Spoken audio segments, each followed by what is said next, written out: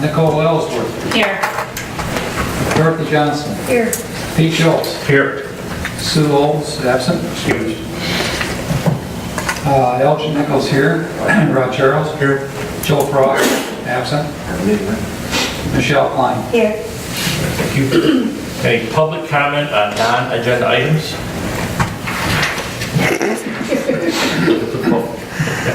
Seeing none. Consent agenda.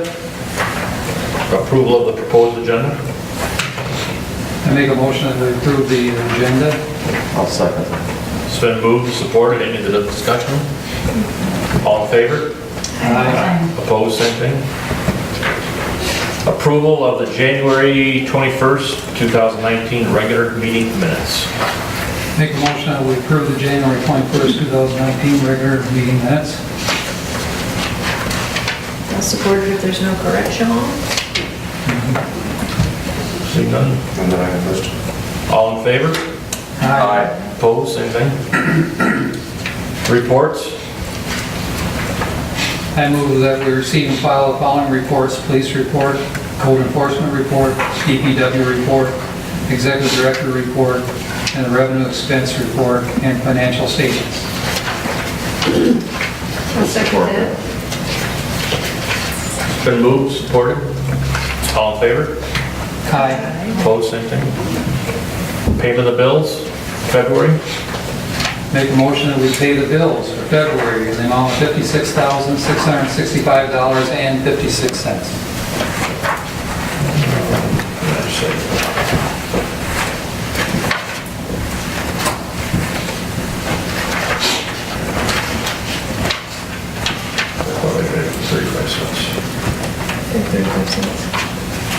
Yeah, check your change.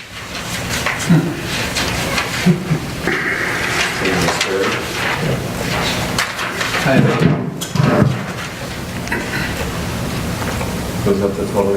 Yeah, 35 cents, it's down here. The subtotal above it says 56 cents. Oh, no, never mind, that was something else. 35 cents. Okay, I amend the motion to adjust to 35 cents instead of 56 cents. Okay. I'll support that. All right, it's been moved, supported. Any discussion on that? Roll call, please. Nicole Ellsworth. Yes. Dorothy Johnson. Yes. Pete Schultz. Yes. Sue Olds, absent. Elgin Nichols, yes. Rod Charles. Yes. Joe Frost, absent. Michelle Klein. Yes. Thank you. Unfinished old business, the repairs to the downtown lighting system invoice.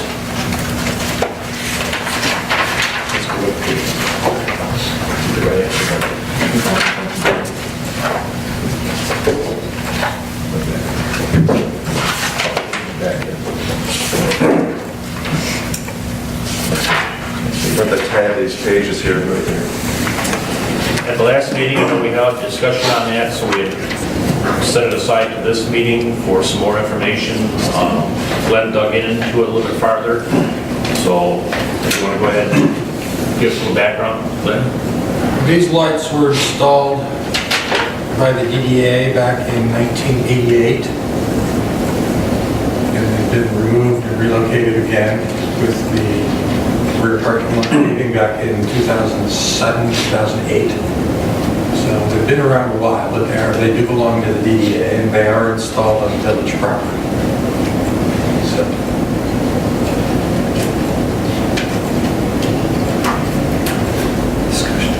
Yeah, okay. Dorothy? So is that just a portion of the total bill, Glenn? Can you remind me of that? The 5971, is that a portion or is that the whole? That's the entire bill for the emergency repair. Okay, so they're asking for the whole bill? No. They're asking for whatever you would be willing to pay. Okay. In the past, we've gone on infrastructure repairs, we've gone 50/50 with the village. Yeah, I agree. I think 50/50 would be a fair shake on this, which would be in the amount of about $2,985.50. Okay. second. Well, Bill's more discussion. A little more discussion, or discussion? So can I ask a question? I mean, can we be involved if we're going to do this partnership, because it seems to be a growing trend, and maybe 3 bid process? Or was there a bid? Yeah, I don't even remember, was there a 3 bid process on this? This was a short notice repair break. It was for the lighting system, and they wanted to get it up and running for Soup and Sweet Stroll. Now, what is going to happen with the ones that have been like compromised with the snowstorm? I know that we have 2, like one right in front of the diner that was run over by a car, and then the one across the street at the theater, was that like restitution through the people's insurance? Yes, Okay. yes. Right. So who covered, where's the bill coming from? Is it the $800? Who's getting paid? The name of the company is, my copy doesn't have their name on the top of it. We had it last month. Yeah, it was in the last one's back. You know, my only concern, I'm okay with what Elgin mentioned, covering half of it. I just want to make certain that we don't become used and abused every time someone's short of money. Because we finally got into the black after many years of being in the hole. And now that we have money, there's a tendency, I think, to say, oh, let's go grab some because the DDA has money. I just don't want us to be the de facto piggy bank every time there's a shortage. Good point. Does the lighting does belong to us though, right? I mean, it's on village property, but they're the DDA's light. I think that we should, in those instances, we should contribute to repairs, you know? I think investigating, we've done this before, as far as lighting and so forth for downtown. We do share the responsibility to some degree, as the village does as well. So that's the reason why I made a move. Any other discussion? Do y'all remember the motion? And what the amount was? This time, roll call? Nicole Ellsworth, Yes. Dorothy Johnson, Yes. Pete Schultz, Yes. Sue Olds absent, Elgin Nichols, yes, Rod Charles, Yes. Joe Frost absent, Michelle Klein. Yes. Motion approved. M24 update.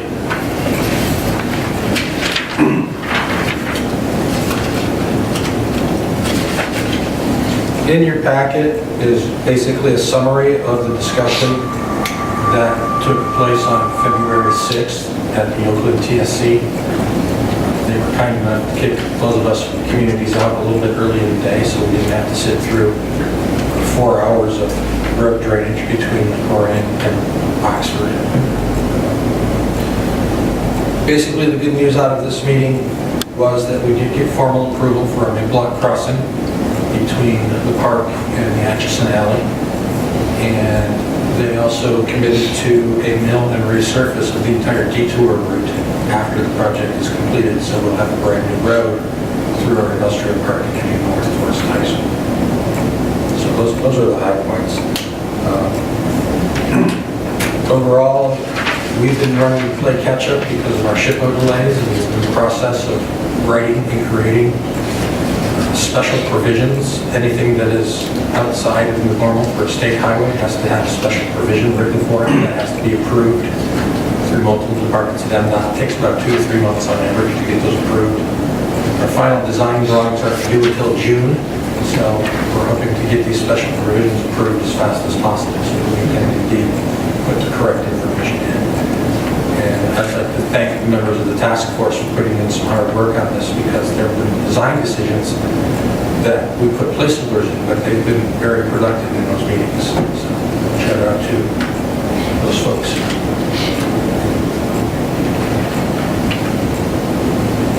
One other item on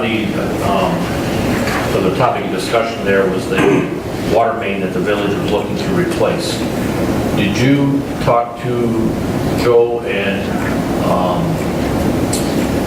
ask them about if they were going to investigate that before the middle of March or the end of 1st of April? I know it's kind of crappy weather, but that's what they were asking for before they do the design. Yeah, I spoke with Don, the DPW director, and he said he was going to investigate that if he can. It's a bit of a complicated process without digging up the road to determine what's underneath the middle of the road. There is a utilities meeting tomorrow, at MDOT TSC, and I know Joe's going to be there. One of the discussion topics is the water mains, because both Oxford Township and the village are looking at doing water main work on this project. So they will be discussing it further tomorrow. Right. Glenn, one of the things you had mentioned in the past would be the potential damage to buildings downtown with the construction going on. You had mentioned that it would be a good idea to have building owners provide fill and have fill available. Yes, that's one of our recommended practices for building owners, is to photograph or videotape their footings in their basement areas. Is there, I'm sorry, go ahead. But one thing is MDOT is aware that this is a historic building district, and we discussed it at the design review meeting. And one of the things that they may be doing when they come down to making their pavement decision is actually coming in and inspecting the basements to determine whether they can do the high-impact overlay, or if they're going to have to go to a concrete road through the downtown. So they would come by and do an inspection and the places where they get downstairs, look and see that sort of thing, that's what you're saying. So they would potentially take the sidewalk, eventually take the sidewalks out regardless, right? Yes. Yes, that's part of the project. Right, and then would it make sense for DDA to help business owners with somebody who could do filming for them, or is that something MDOT would do? When the project does start, part of the loss mitigation aspect is the contractor will be required to come through and fill every building's basement that's in the historic area. So that's part of the contract. They're talking about now coming out and taking a look at these foundations as part of the design process. Because if they come through and do the high impact HMA overlay, that's a much higher vibration level than doing the concrete. So that's going to inform their decision on what type of paving design we're going to do in our downtown. So the takeaway is there's no reason for building owners to do any filming? At this point, no.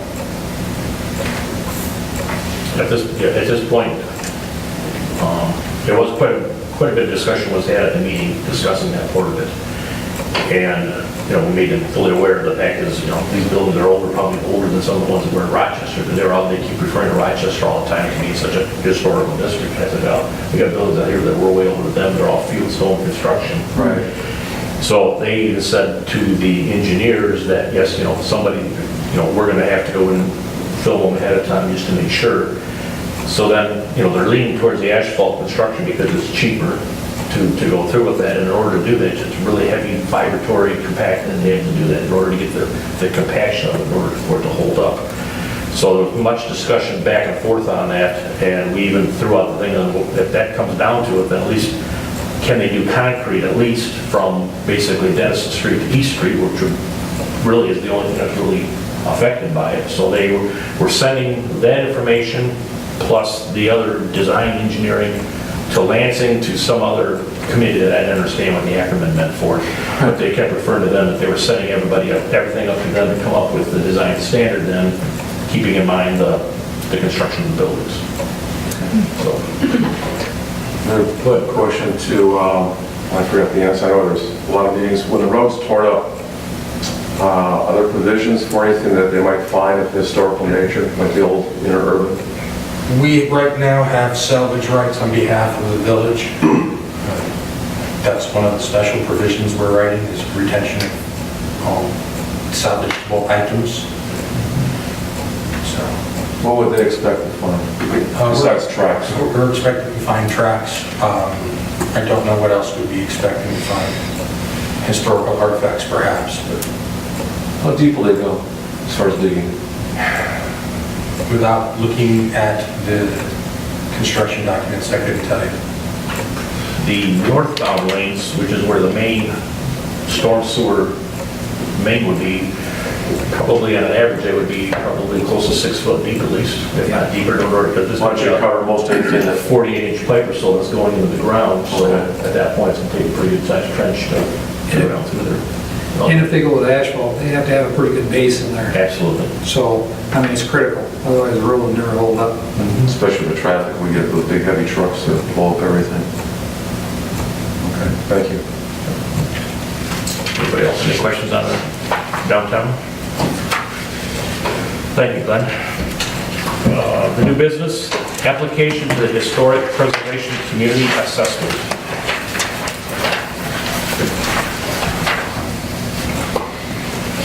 This is an opportunity from the Michigan Historic Preservation Network.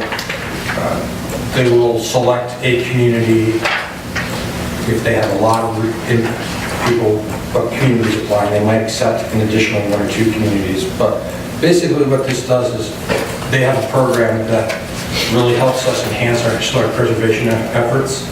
And with the village just recently having been submitted for a National Register of Historic Places District, this would be a logical next step from that on how to enhance our preservation ethic for the village.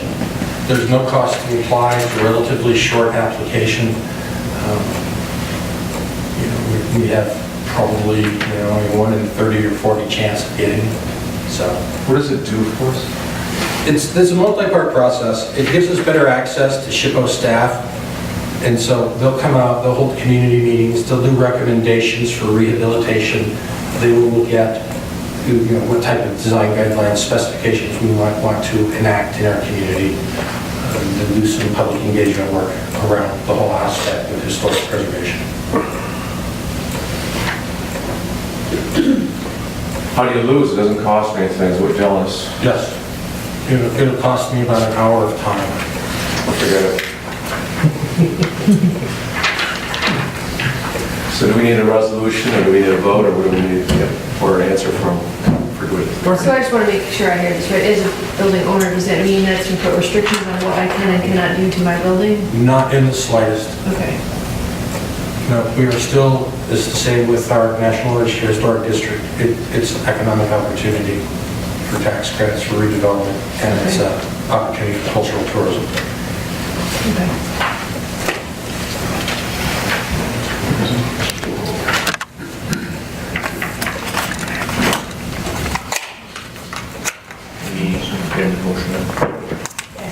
I make a motion to approve the, to apply for the MHPN Community Assessment Program. Been moved and supported. Any other discussion? All in favor? Aye. Opposed, the same thing?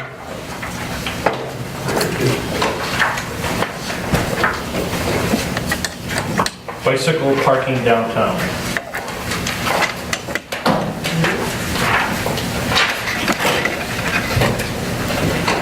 We're gonna put up meters tomorrow night.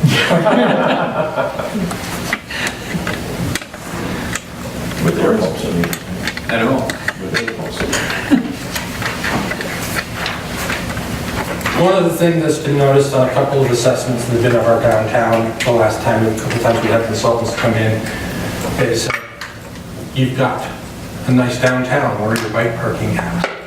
And then I said, well, that metal grate over there is a bike rack. And I go, you're kidding, right? We actually do have 4 bike racks in our downtown. None of them I would attach my bike to, and mine's a $99 Target special. They're an antiquated design. If somebody bumps into them or somebody comes to park their bike, you're knocked over and you have the wheel very easily. One of the things that the village adopted back in 2016 was a future transportation plan. And in it talked about the bicycle parking and bicycle routes throughout the village. What I'd like to do is kind of kickstart this by getting some bike racks to install this spring in downtown so that people who are coming into town will get in the habit of riding their bikes during the summertime in hopes that it alleviates some additional vehicle traffic when we get into 2020. If you install them now, you have to tear them out when they do the sidewalks up. These are actually going to go on the back side Okay. of the downtown, and they're a 2-bolt installation, and there's an anchor set in the concrete, and there's a bolt, and what you can do is unbolt them in the fall, put in a sealant plug on the bolt anchor, and then it's smooth sailing for the winter time for snow removal, and then spring rolls around, and you can just screw them back into the ground. Who would do this? The installation and removal, Public Works.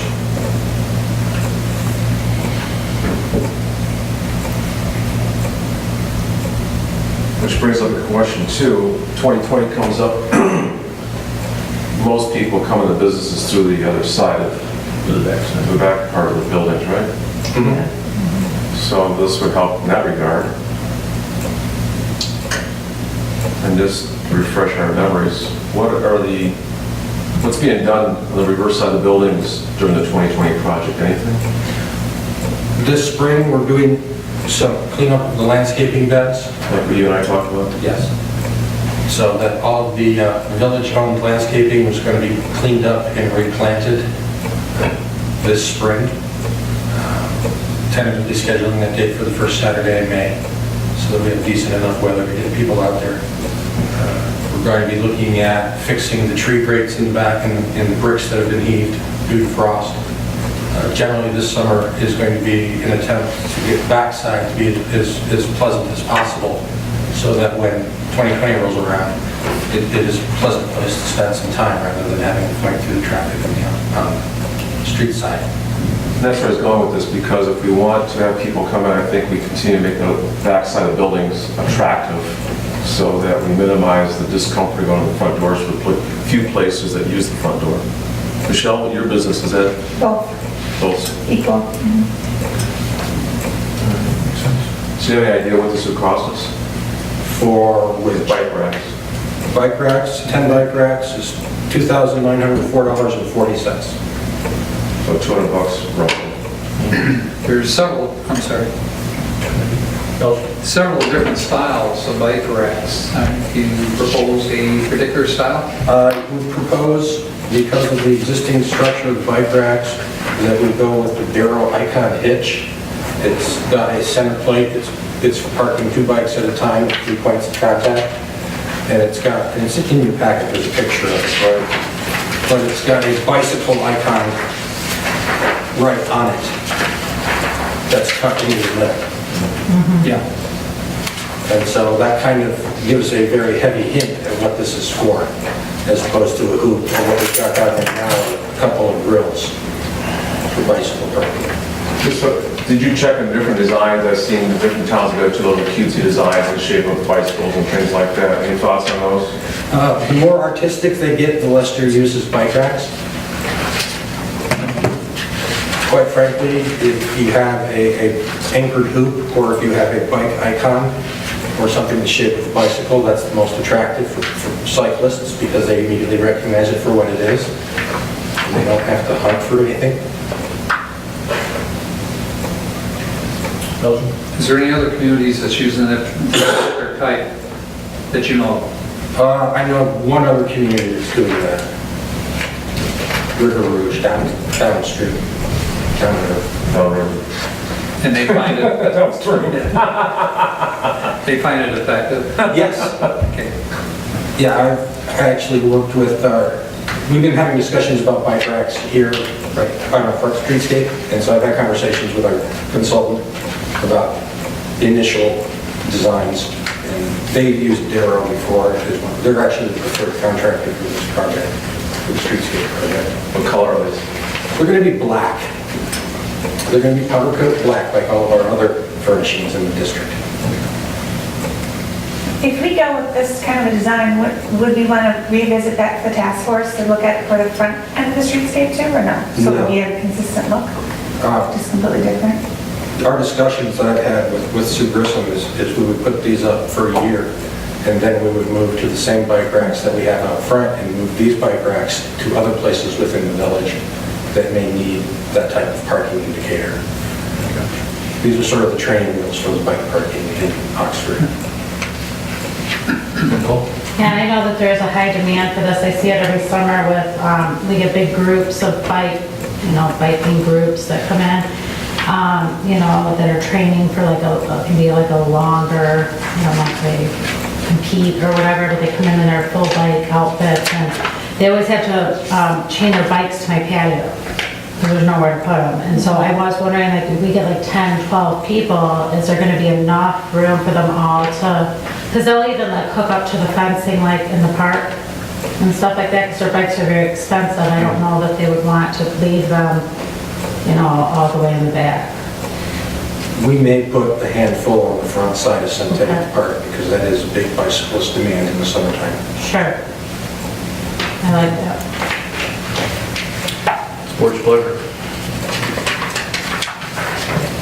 Well, do you, should we get some kind of formalized bid or price, or or authorize Glenn to look into this further? I mean, I'm okay with the idea, what's the proper procedure? I think, Elton? Yeah, I believe he's indicated how many he wants and knows the price of it. You have 3 different companies in your packet that I've worked with before, and their variations on that same thing. The Darrow came in at being the cheapest per bike parked. What's the best, not the cheapest? They're all US steel powder coat finished. In terms of impact, having a single pedestal is better than having a double pedestal. So the bollard parking rack is commonly used with or without the icon. Overall, my typical thought on these things is I don't want to be penny wise and pound foolish. I don't like wasting money, as you know, but I don't want to be, as I said, penny wise and pound foolish if something's significantly better than the other. Nicole? I think that the one that you suggested, the single post with the bike on it, so people know what it's used for. The other designs on there become confusing. I see like the ones in other communities being used for everything but a bike because they look fun and kids are climbing on them and they're, decorating them or whatever they're, that's not really what they're for. So I think if we just have the bike rack with the bike on it, that kind of dumbs it down for everyone. Yeah, I'm in agreement with Nicole. It's a good choice. So, do they specify how many bikes you can hitch these things? Is one only 2 bikes, another one's 3? These are all 2-bike Okay. units. Takes up less space in the sidewalk. We can disperse them out and provide access to. So for one installed in Nicole's location, then this probably wouldn't be the model that would work best for her place, but maybe for others? It would be for others. Is there one that could we have a couple different kind of do maybe higher traffic areas? If those are, We can go for multiple loop layout, a 6-unit parking, but that takes up roughly a parking space, or takes up a large chunk of sidewalk. what would you say the one out back of us is? Is it a 4 bike? Yes. Which I've seen at least 3, if not more at a time, on a lot of occasions attached to that one. That's probably the one that gets used the most. Yeah, and to be honest, I don't even know where the other ones are. Are there any others? Is there one by you? No. There's one in front of the theater. Go for it. No, okay. There is one behind Lori's Pet Paradise, the old schoolyard fashion. Then there is one down behind it's behind 27 North Washington, which is next to Sullivan. It's a 4-bar bike rack, and then there's one behind the tap, near the tap, that's that same style. Right. When we do this, there's some way to have DDA put on this so people know that the DDA put these out there? A tag or something on there, is that possible? It is. It's more expensive. Well, whatever, I don't want to spend money, but I just thought if we could at least have people realize that DDA's doing this. Yeah. If you look at the Darrow single bollard hitch, there is a variant where you can do a custom logo. But again, it adds about $100. As opposed to the bike kind of thing? As opposed to the bike icon, you can design your own icon and they'll cut it in. Not for that kind of money, no. I think we should have Dorothy do a stencil. There you go. She could probably do it. Spare time. I nominate Dorothy. Second that, please. I guess I'd like to see a summarization of the number of units you want and the cost, and also what account you're going to take money from. It's in your packet. Right here, I I'm looking for 10. They're $299.50 apiece. $290.44 cents apiece. I'd like to get 10, and this will come out of our design capital improvements budget. Someone introduce a motion. How much, excuse me, I'm sorry. Motion right here. What currently do we have in that account? Currently, how much money do we have in that account? Currently, it's sitting at about, well, I can tell you exactly.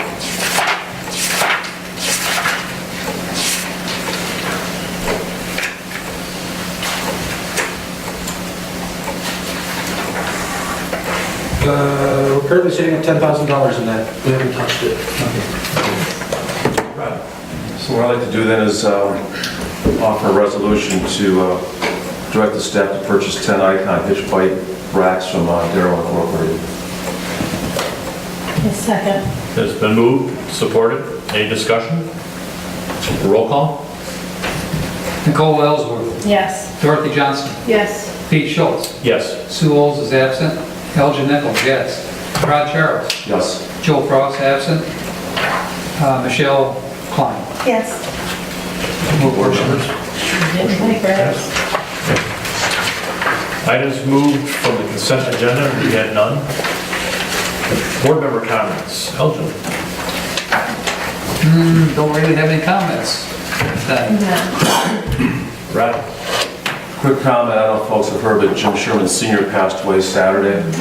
Jim's been a, what's the word, stalwart member of our community for a long, long time. He was a neighbor, a friend of mine, and I really miss Jim, but that was this past Saturday, Jim Sr. Jr., or Senior, rather.